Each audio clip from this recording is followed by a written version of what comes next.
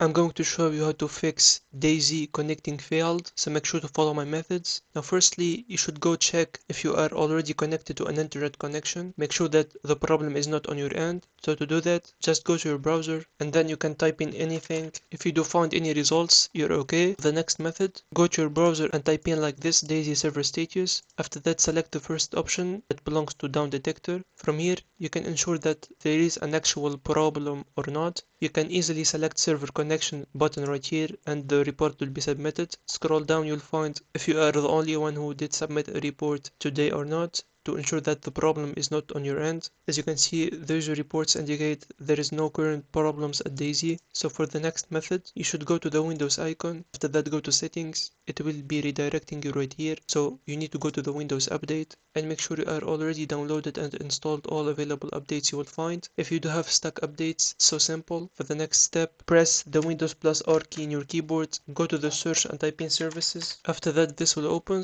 Select any service. After that, type in W in your keyboard, look for Windows Update, double click on it, and then make sure you are setting up the startup type to automatic, not manual, and make sure that the service status is on running, not on stopped, by clicking on the start button. Now select apply and OK. After doing that, make sure to right click on it and select restart. Now for the next method, go to the upside arrow. If you do have an antivirus like me, for example, I have Avast, right click on it and select manage shields, and then make sure to disable it for a couple of minutes. Once done, go select open quarantine. Now here is the section that the antivirus will automatically move any file that is considered as a threat. If you do find any related file to DayZ or the Steam launcher, make sure to select it like that and then go to the three dots and select restore and add exception. For the next method, you can completely avoid this step by going to the search and type in Windows and select Windows Security. Now from here, select protection against threats and viruses. Scroll down and click on manage settings. Scroll all the way down. You can see the exclusions section. Select add or delete exclusion. Now all you have to do is to click add an exclusion and select folder. From here, go to the C drive and then look for program files 86. Select this folder. Now look for Steam. Once done, select it and click on select folder. It will be appearing like this. So for the next method, go to the search, type in network, select view network connections. Now look for your Wi-Fi, right click on it and select properties. After that, look for TCP